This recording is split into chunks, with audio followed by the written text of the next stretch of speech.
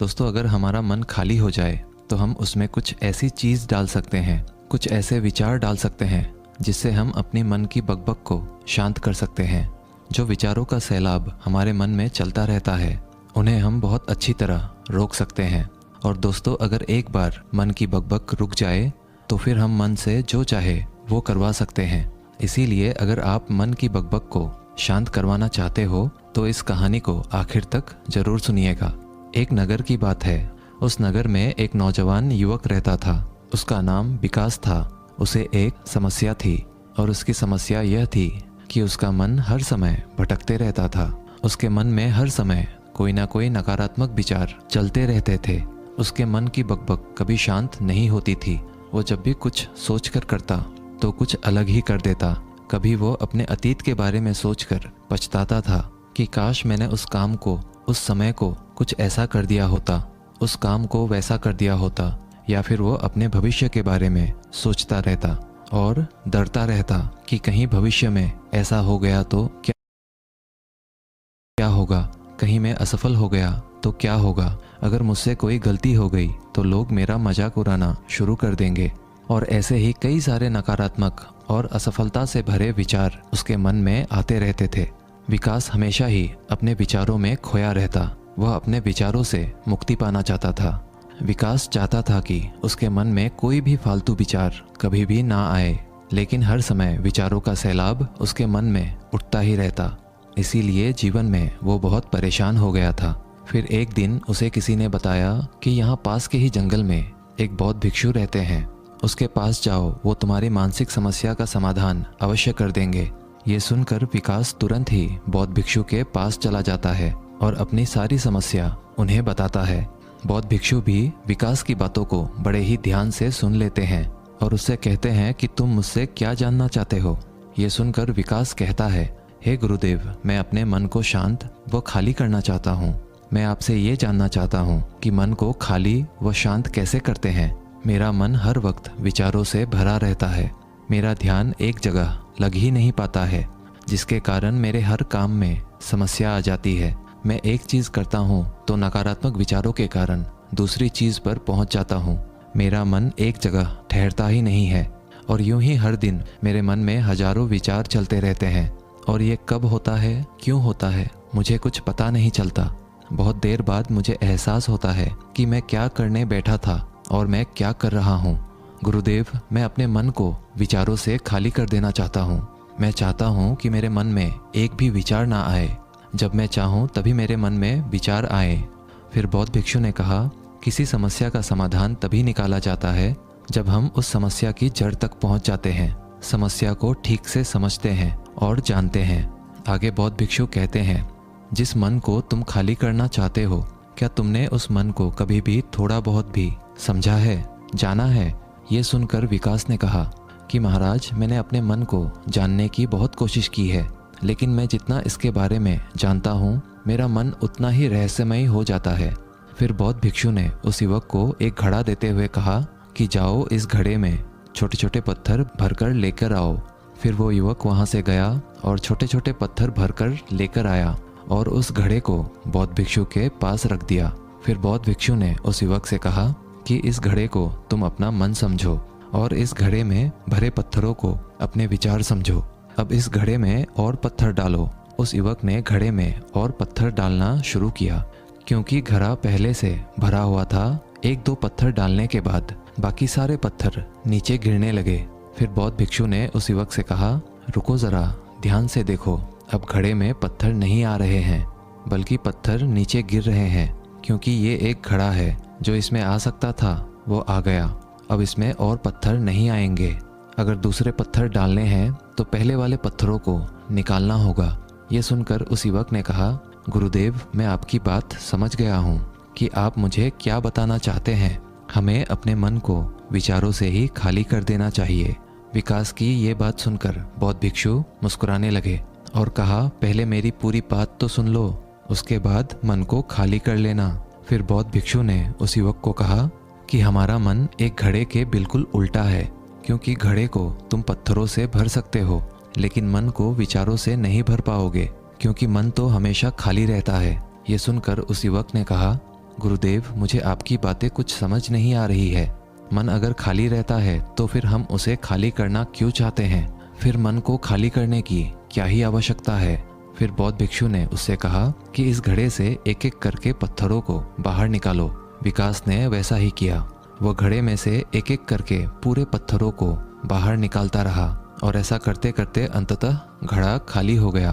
फिर बौद्ध भिक्षु ने उस युवक से कहा, देखा तुमने, जब एक एक करके तुमने पत्थरों को बाहर निकाला तो ये घड़ा खाली हो गया। अब तुम इस घड़े में कोई भी पत्थर डाल सकते हो, दूसरे पत्थर डाल सकते हो या फिर उन्हीं पत्थरों को दोबारा डाल सकते हो। आधा भर सकते हो या फिर पूरा भी भर सकते हो। फिर वह युवक कहता है, गुरुदेव, मैं भी तो यही कह रहा हूँ कि मुझे अपने मन को खाली करना है। ये तो एक पत्थर है, इसे आसानी से निकाला जा सकता है और घड़े को खाली किया जा सकता है, लेकिन गुरुदेव, मैं अपने मन को खाली कैसे करूं? फिर बौद्ध भिक्षु ने कहा, इस घड़े में एक पत्थर डालो और 2 पत्थर निकालो। ये सुनकर उस युवक ने कहा, गुरुदेव, ये कैसे हो सकता है? जब इस घड़े में एक पत्थर होगा तो एक ही पत्थर निकलेगा, 2 कैसे निकलेंगे? फिर बौद्ध भिक्षु ने उससे कहा, ऐसा नहीं हो सकता है तो ऐसा ही करो कि इस घड़े में 2 पत्थर डालो और 4 निकालो। विकास ने कहा, महाराज, ऐसा कैसे हो सकता है? ये कोई चमत्कारिक घड़ा तो है नहीं कि 1 डालो तो 2 निकल आएंगे, 2 डालो तो 4 निकल आएंगे। यह सुनकर बौद्ध भिक्षु ने कहा, यह घड़ा तो चमत्कारिक नहीं है, लेकिन तुम्हारा मन तो चमत्कारिक है। उसमें से अगर तुम एक विचार बाहर निकालते हो तो उसके साथ 2 विचार आते हैं, और जब तुम उन 2 विचारों को पकड़ते हो तो उसके साथ 4 विचार निकलते हैं, और फिर ऐसा करते करते विचारों की एक लंबी श्रृंखला बन जाती है, और फिर तुम कहीं नहीं रुकते, एक के बाद एक विचारों को पकड़ते जाते हो। यह मिट्टी का घड़ा तो पत्थरों से भर जाएगा, लेकिन तुम्हारा मन कभी नहीं भरता। वो हमेशा खाली है, लेकिन वह खाली नहीं करता। ये इस मन की माया है कि सब कुछ है लेकिन फिर भी कुछ नहीं। फिर उस युवक ने कहा, गुरुदेव, मैं आपकी बात समझ रहा हूँ, लेकिन क्या मैं हमेशा अपने विचारों के जाल में ही फंसा रहूँगा? क्या मन के इस मायाजाल से निकलने का कोई रास्ता नहीं है? फिर बौद्ध भिक्षु ने कहा, इस मिट्टी के घड़े में आधे पत्थर भर दो। फिर उस युवक ने ऐसा ही किया। फिर बौद्ध भिक्षु ने कहा, अब इन पत्थरों में से कोई एक पत्थर चुनो और उस पत्थर की एक छोटी सी मूर्ति बनाकर मुझे दे दो। मैं जानता हूँ कि तुम एक अच्छे कलाकार हो। विकास ने एक पत्थर निकाला और उस पत्थर को बौद्ध भिक्षु के सामने ही तराशने लगा। पत्थर को तराशते वक्त उसे लगा कि ये पत्थर अच्छा नहीं है। फिर उसने दूसरा पत्थर घड़े से निकाला, लेकिन उसे वो पत्थर भी पसंद नहीं आया। फिर उसने तीसरा पत्थर निकाला, लेकिन वो तीसरा पत्थर भी उसे पसंद नहीं आया। उसका रंग अच्छा नहीं था। ऐसा करते करते उस युवक ने सारे ही पत्थरों को बाहर निकाल दिया। उस युवक को ऐसा करते हुए बौद्ध भिक्षु बड़े ही ध्यान से देख रहे थे। फिर बौद्ध भिक्षु ने उससे कहा कि जो तुमने सबसे पहले पत्थर निकाला था, उस पत्थर को ये समझकर तराशो कि इसके बाद तुम्हारे पास कोई और पत्थर नहीं है और ये एक ही पत्थर तुम्हारे पास है। फिर उस युवक ने जैसा गुरुदेव ने कहा उसी एक पत्थर को लेकर तराशना शुरू किया और उसने उस पत्थर से एक बहुत ही सुंदर मूर्ति बनाई और बौद्ध भिक्षु को भेंट की। और बौद्ध भिक्षु से कहा, गुरुदेव, इस पत्थर से इतनी सुंदर मूर्ति बन सकती थी, मैं ये सोच भी नहीं सकता था। उस युवक की बात सुनकर बौद्ध भिक्षु ने कहा कि जब तुम्हारे पास और कोई दूसरा विकल्प नहीं होता है, तब हम उस विकल्प में ही संपूर्ण ऊर्जा लगाते हैं और उसी को सबसे बेहतर बनाते हैं। और जब हमारे पास कई सारे विकल्प होते हैं तो हम पत्थर चुनते भी नहीं और मूर्ति बनती भी नहीं।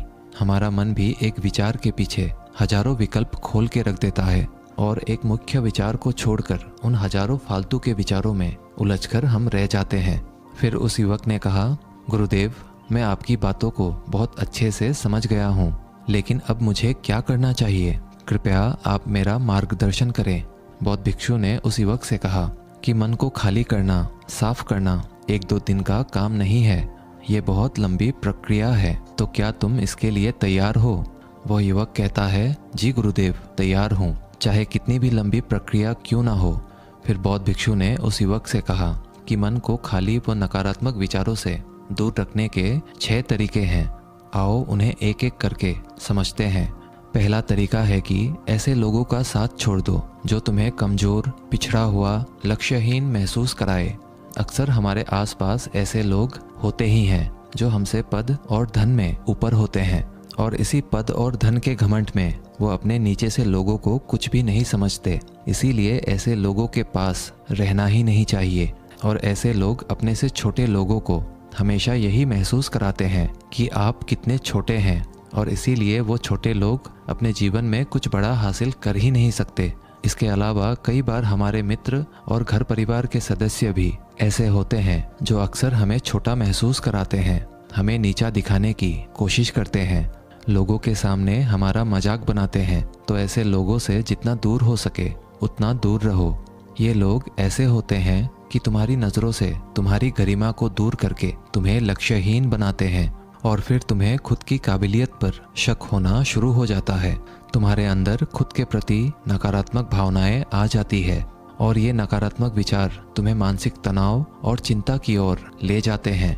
फिर बौद्ध भिक्षु दूसरा तरीका बताते हुए कहते हैं कि तुम बहुत ही कम और चुनिंदा लोगों को ही अपना मित्र बनाओ। ऐसे लोगों को ही अपना मित्र बनाओ जिससे तुम कुछ सीख सकते हो, जिनकी तुम इज्जत कर सकते हो, जो तुम्हारी भावनाओं को समझ सके, जिनकी सोच तुमसे मेल खाती हो, जो जीवन में तुम्हें आगे बढ़ने में सहायता करे। हमारे जीवन और चरित्र में हमारे माँ बाप के बाद हमारे मित्रों का ही सबसे ज़्यादा योगदान होता है। इसीलिए मित्रों का सही होना भी बहुत आवश्यक है। ऐसा कहा भी जाता है, तुम उन 5 लोगों का प्रतिबिंब हो जिनके साथ तुम सबसे ज़्यादा वक्त बिताते हो। अगर तुम्हारे आसपास के 5 लोग जिनके साथ तुम सबसे ज़्यादा वक्त बिताते हो वे ईमानदार हैं, तो तुम भी धीरे धीरे ईमानदार होना शुरू कर दोगे। और अगर वो 5 लोग अमीर हैं तो तुम भी धीरे धीरे अमीर बनना शुरू कर दोगे। कहने का अर्थात यही है कि तुम वैसा ही बन जाते हो जिस तरह के लोगों के साथ तुम अपना समय व्यतीत करते हो। किसी महान दार्शनिक ने कहा था कि तुम मुझे किसी भी इंसान के मित्रों से मिलवा दो, मैं उसके मित्रों को देखकर उस इंसान का भविष्य बता दूंगा। हमारी सबसे बड़ी समस्या ये है कि हम लोगों को ना नहीं बोल पाते हैं। जिन लोगों के साथ हम रहना पसंद भी नहीं करते हैं, ना चाहते हुए भी हमें उन नकारात्मक लोगों के साथ वक्त बिताना पड़ता है। इसीलिए सबसे पहले हमें अपने ज़िंदगी में उन लोगों को ना कहना आना पड़ेगा जिनके साथ रहकर हमें लगता है कि ये हमारी ज़िंदगी खराब कर रहे हैं। अगर ये हमारी ज़िंदगी में ना हो तो शायद हम ज़्यादा खुश रहेंगे।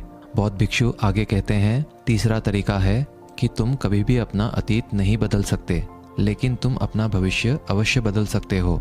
इसीलिए तुम्हें पूरी तरह से वर्तमान में रहते हुए उन चीज़ों पर, उन कामों पर ध्यान दो जो तुम्हारे नियंत्रण में है, जिन्हें तुम आज कर सकते हो, अभी कर सकते हो। बौद्ध भिक्षु कहते हैं, मेरी एक बात हमेशा याद रखना, केवल वर्तमान में रहकर भविष्य को संवारा जा सकता है, अतीत में रहकर नहीं। इसीलिए वर्तमान में जीने की आदत डालो। चौथा तरीका है कि तुम स्वस्थ और पौष्टिक खाना खाओ।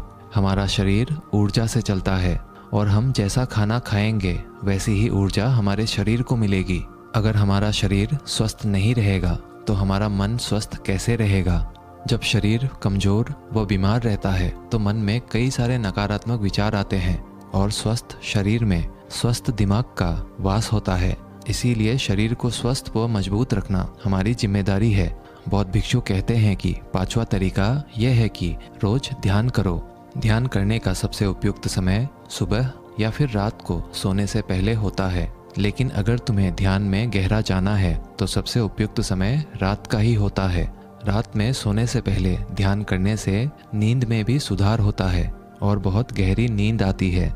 ध्यान करने के लिए तुम अपनी सांसों पर ध्यान केंद्रित कर सकते हो, या फिर तुम अपने मन में उठने वाले विचारों पर भी अपना ध्यान केंद्रित कर सकते हो। मन में उठने वाले विचारों पर ध्यान केंद्रित करने से ध्यान करने वालों का ज़्यादा फायदा होता है, क्योंकि इसमें आसानी से गहरे ध्यान में उतरा जा सकता है। अगर तुम ध्यान नहीं कर सकते हो तो रोज खुद के साथ अकेले में वक्त बिताओ। खुद के व्यवहार को समझो, देखने की कोशिश करो कि मन में किस तरह के विचार उठ रहे हैं और क्यों उठ रहे हैं। बौद्ध भिक्षु आगे बताते हुए कहते हैं, छठा तरीका है कि तुम नए नए जगह घूमने जा सकते हो, क्योंकि एक पुरानी कहावत है कि एक लंबी यात्रा आपको 100 किताबों के बराबर ज्ञान देती है। गौतम बुद्ध अपने जीवन काल में 9 महीने लगातार घूम रहे थे। उनके भ्रमण करने का यही कारण था कि नए नए जगह जाने से ज्ञान की प्राप्ति के साथ साथ मन को एक नयापन भी प्राप्त होता है। नई जगह घूमने जाने पर हमारा मन उत्साहित रहता है।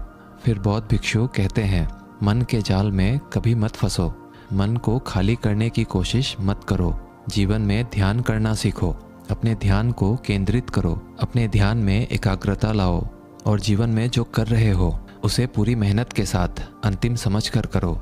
उस काम को ऐसे करो कि उसके बाद तुम्हें और कुछ नहीं करना है, और जब फिर दूसरे विचार पर कार्य करो तो बस उसी पर कार्य करो, किसी तीसरे विचार पर नहीं। मन के मायाजाल से निकलना इतना आसान नहीं, लेकिन ध्यान करने से सब कुछ पाया जा सकता है। दोस्तों, आशा करते हैं आज के इस कहानी से आपने ज़रूर कुछ ना कुछ मूल्यवान सीखा होगा। कहानी अच्छी लगी हो तो वीडियो को एक लाइक और चैनल को सब्सक्राइब ज़रूर कर दीजिएगा। मिलते हैं अगले वीडियो में, तब तक के लिए धन्यवाद।